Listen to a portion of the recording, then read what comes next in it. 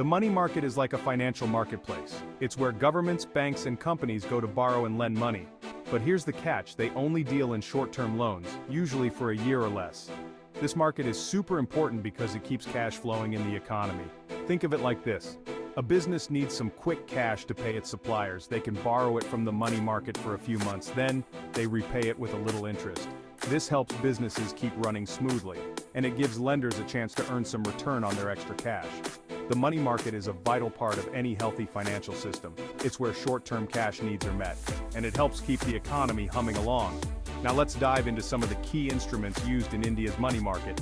These are the tools that make this whole system work. Get ready, because understanding these instruments will give you a much better grasp of how the financial world operates. Call money is like a super short loan between banks. We're talking overnight or for a few days at most. Imagine a bank needs extra cash to meet its reserve requirements set by the Reserve Bank of India. They can quickly borrow from another bank that has surplus funds. This borrowing happens in two ways: the call market and the short notice market.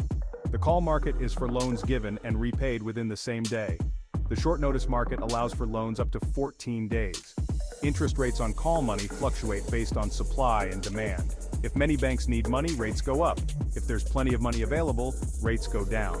This market is a crucial tool for banks. It helps them manage their daily cash flow, and it ensures they can always meet their financial obligations. Next, let's explore another important instrument: Treasury bills. Ever wanted to lend money to the government? Treasury bills, or T-bills, let you do just that. These are short-term debt instruments issued by the Reserve Bank of India on behalf of the government.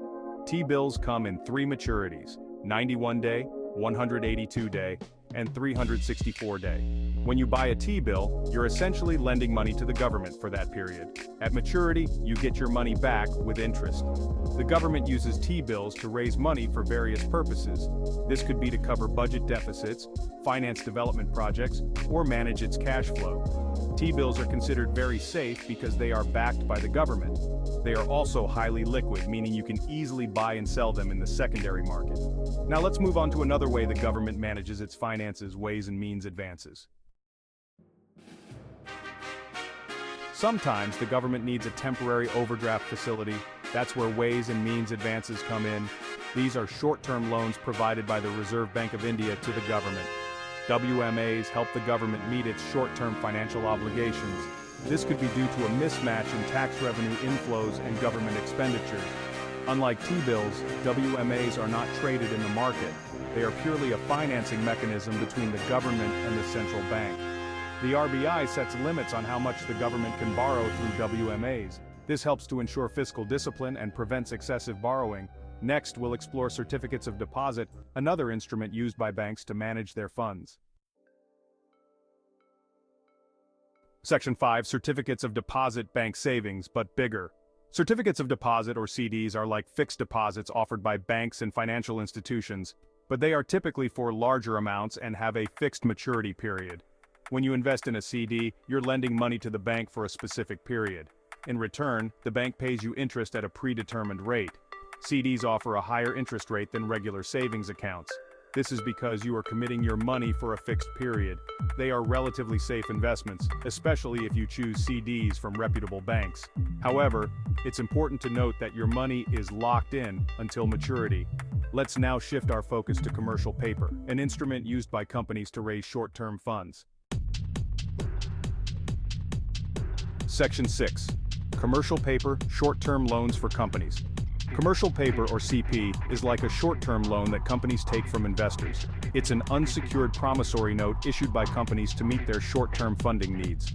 Instead of going to a bank, companies can issue CPs to investors.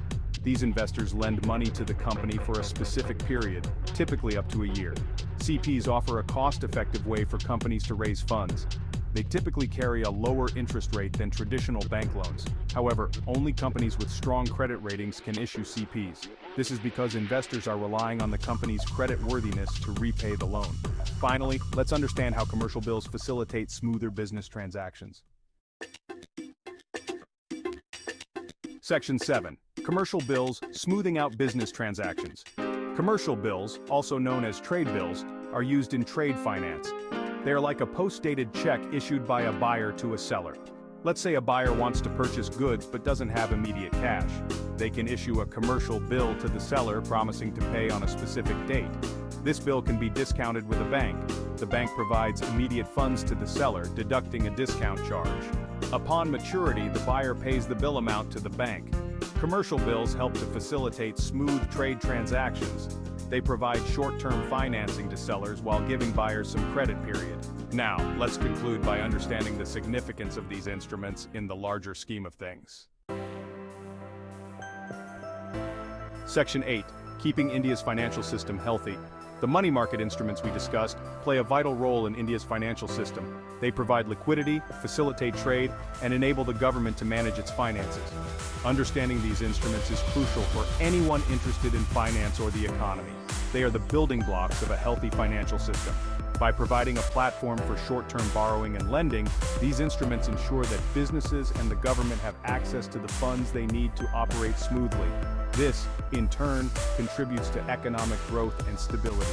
So the next time you hear about fluctuations in the call money rate or the issuance of a new treasury bill, you'll have a better understanding of their significance in the larger financial landscape.